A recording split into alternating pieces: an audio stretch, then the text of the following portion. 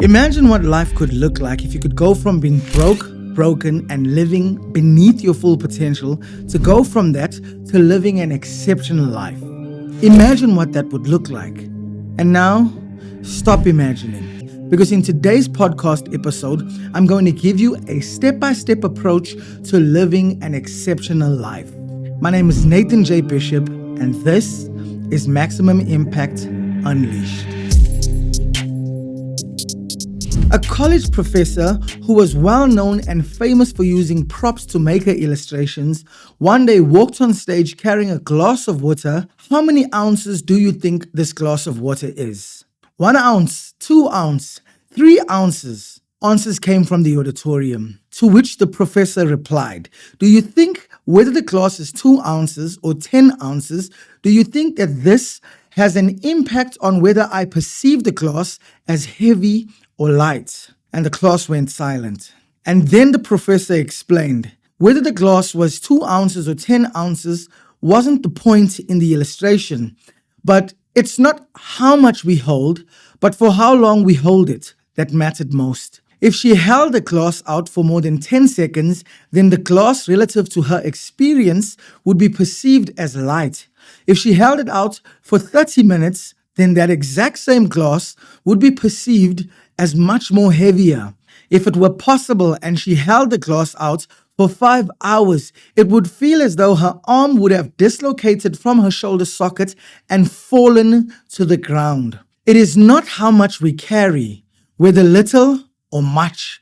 What matters most is how we use it and for how long we use it for. The poverty mindset is the perverse lens through which the majority of the world views the intrinsic value of time and money, causing that which is scarce to appear abundant and causing that which is abundant to appear scarce. It can be summed up in these 3 lies. Money is scarce and I should therefore spend it while I have it. Time is abundant and therefore whatever needs to be done can always get done tomorrow. And because money is scarce and time is abundant, the best part to wealth creation is to trade my precious time in pursuit of more money. Nothing could be further from the truth. Most people believe that what is standing in the way of them living an exceptional life is a lack of access to the resources required to live that exceptional life. But resources are only resources in the hands of someone who is resourceful. I've got a secret to tell you and you probably won't like it, but I'm going to tell it to you anyway because you've been sold a lie. You do not lack access to the resources required to live an exceptional life. There is no technological lack. There is no information lack. There is no lack of capital. There is no lack of opportunity, and you do not lack the time required. It is not that you lack these resources, but that you have these resources and have only ever used them for consumption and never for production or commerce. And as soon as you take these exact same resources that you already have at your disposal and repurpose them for wealth creation, you are going to see the difference first in your mindset or your beliefs, then in your behavior, then in your bank accounts, and eventually it will permeate through every area of your life. The problem isn't that you don't have enough. The problem is that you don't see what you have as enough. In the story of David and Goliath, when all of Israel was afraid to face the giant, David, who was but a shepherd boy, went to King Saul and said, I will face the giant and I will defeat him. Saul saw David as not enough. And that is exactly why Saul gave him his helmet, his breastplate, his shield, and his sword. He gave him, by the standards of that day, the resources required to win the battle. And so what Saul thought would work for David just didn't work for him. And David gave it right back to him. David stepped onto the battlefield. He picked up stones. He had a sling in his hand. And where others saw a sling and a stone, David saw a means to defeat and to overcome the giant. He swung his sling, flung the stone, and hit Goliath between the 2 eyes. Goliath drops on the ground. David steps on him, pulls out his own sword, and chops his head off. Now, I know that that's very graphical, but it explains the point. Resources are only resources in the hands of one who is resourceful.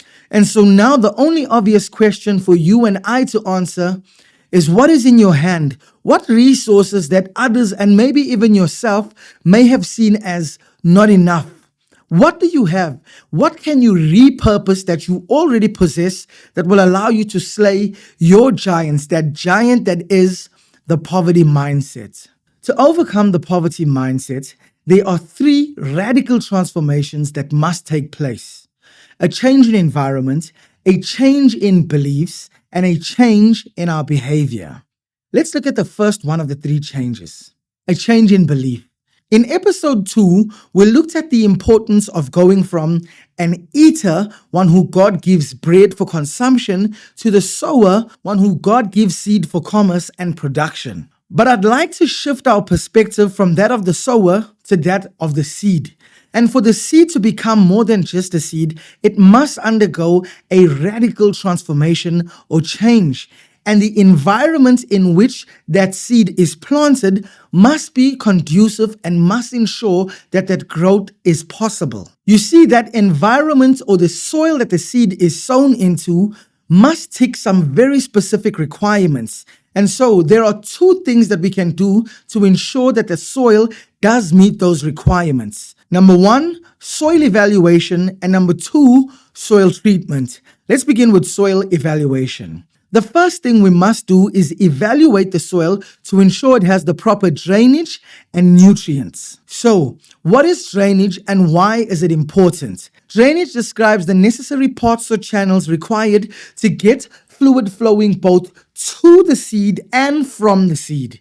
Why is this important? Well, if we don't have adequate drainage, what was meant to grow the seed will eventually drown the seed, and in this case, that would be the water.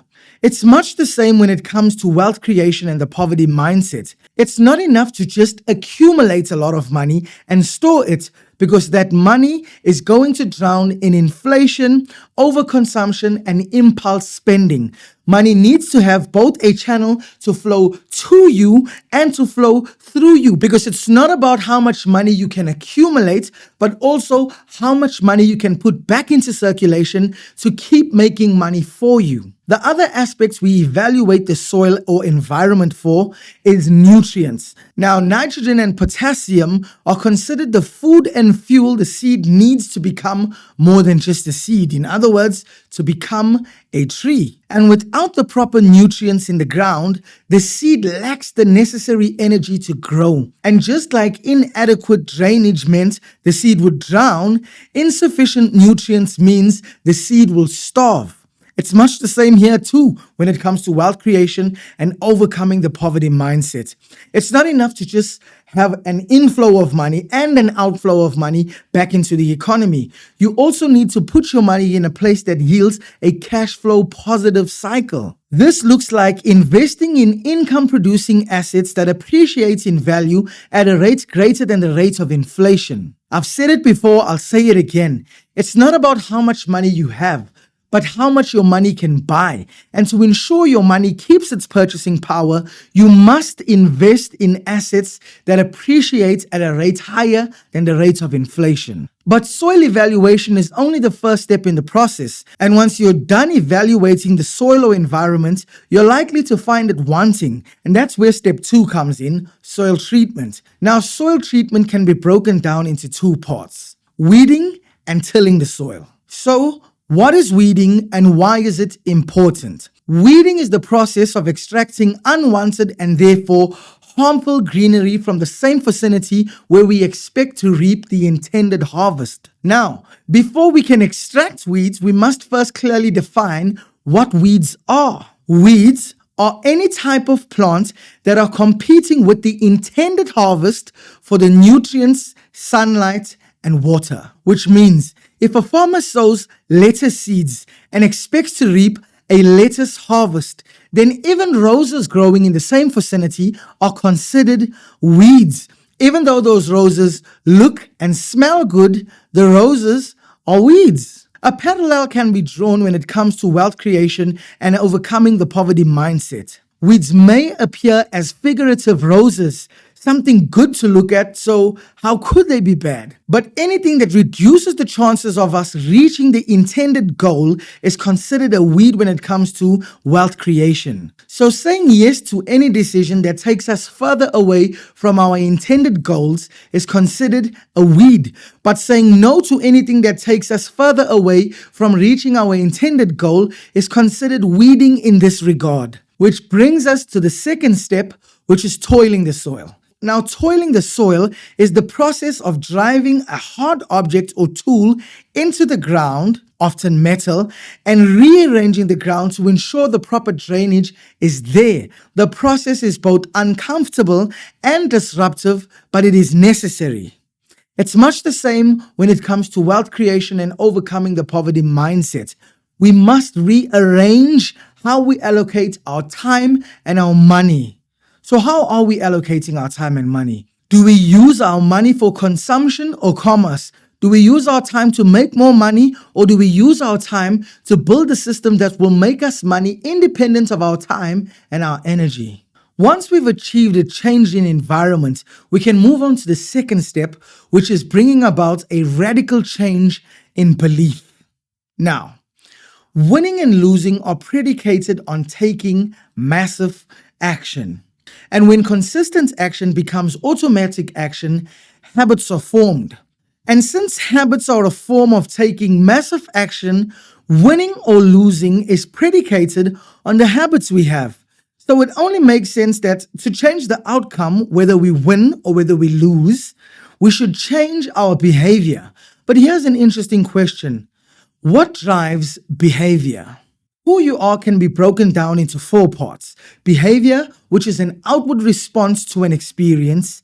Emotion, which is an inward response to an experience. Perception, which is how we think of that experience. And beliefs, which is what we think about that experience. Behavior is the outermost part of who you are. And beliefs are the innermost parts of who we are. Belief is what drives behavior. And so if you want to see a change in behavior, you must first bring about a change in your beliefs. There is a unique relationship that exists between humans and computers, and this is it. Our beliefs are like the operating system on a computer. Examples of an operating system are Android, Mac, and Windows operating systems. Our perceptions are like the software applications we download onto our computers. But here's what's important. We can only ever download software applications that the operating systems support. If the operating systems don't support them, the computer cannot run the program. And our behavior are like the functions made possible by the software applications. Microsoft 360 is a software application. One of the functions in Microsoft Word is copying and pasting text. Now, if you are going to copy and paste text on Microsoft 360, you have to use the software application Microsoft 360. But if you are going to use Microsoft 360, then you will have to use a Windows operating system, which means you cannot run a software application like Microsoft 360 on a PC that doesn't have an operating system that is compatible with running that system. And in this case, that would be Windows operating system. It's much the same for you and I when it comes to belief systems and behavior. We will never act in a way that is contradictory to what we believe. If we believe we can, we are correct. If we believe we can't, we are correct. It's not about whether we can or we can't, but what we believe.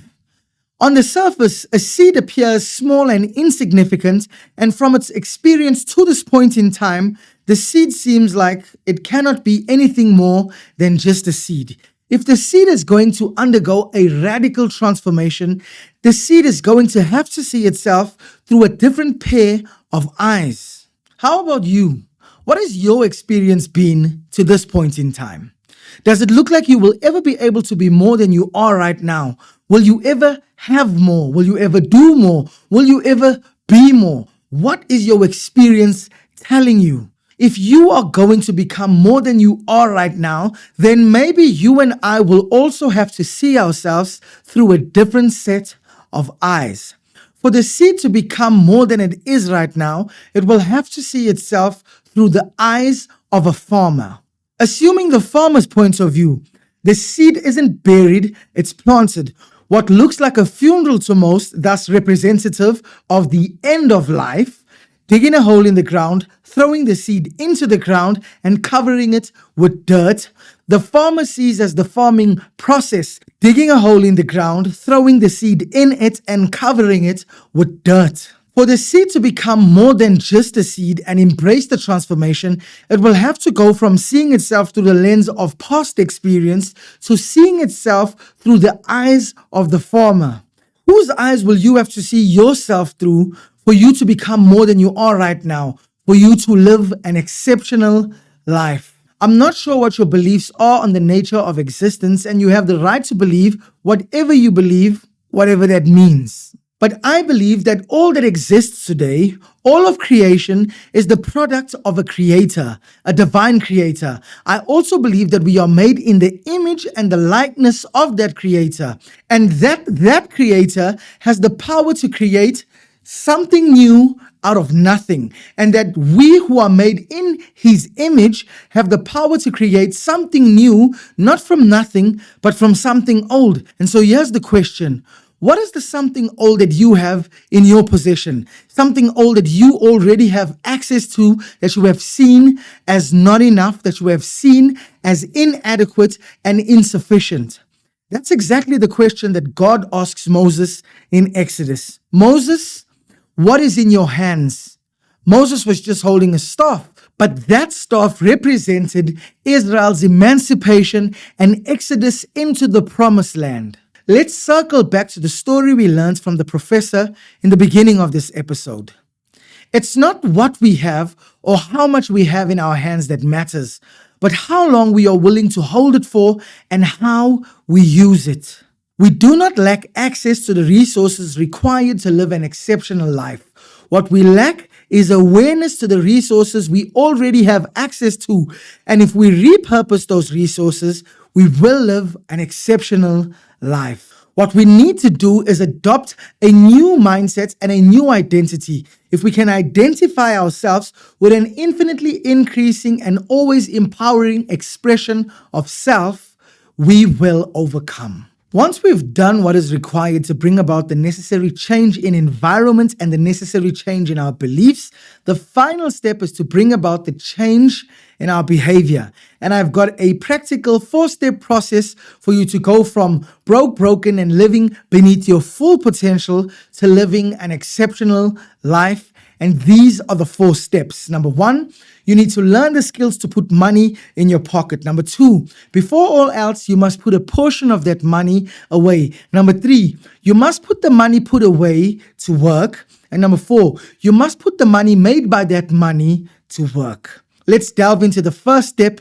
You must learn the skills to put money into your pocket. Now, we can refer to these skills as income skills. And when it comes to income skills can be divided into 2 major categories, and these categories are worlds apart from one another. Now, at first, you may be tempted to think that the difference between low income skills and high income skills is how much money you earn, but that would be a mistake. Looking through the lens of a wealth and an abundance mindset, we understand that what is most important isn't just that we make more money, but that we both make money and free up time for ourselves. The fundamental difference between low income skills and high income skills is whether you get paid from the input side of the value equation or whether you get paid from the outcome side of the value equation.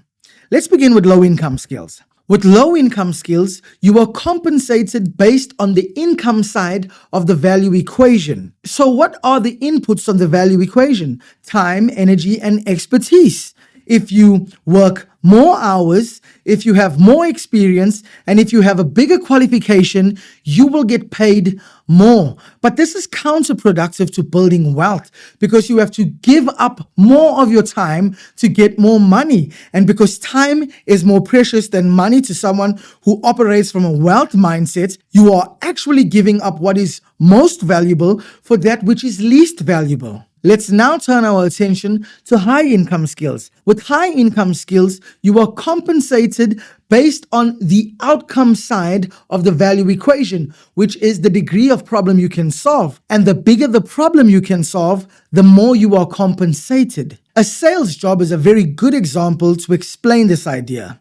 If you graduated from one of the top universities in the world, if you have over 20 years sales experience, and if you work 100-hour weeks in a sales job, but you make no sales, if you don't bring in any clients, then you are definitely not going to get paid and you are likely to get fired because you are compensated not based on the input side of the value equation, but you are compensated based on the output side of the value equation. Let's contrast that with someone who's a high school dropout, has only been in sales for less than a year and works only 4 hours a week, but lands loads and loads of clients for a business. If that is you, you aren't just going to get paid, but you are likely to get promoted. And just think about it.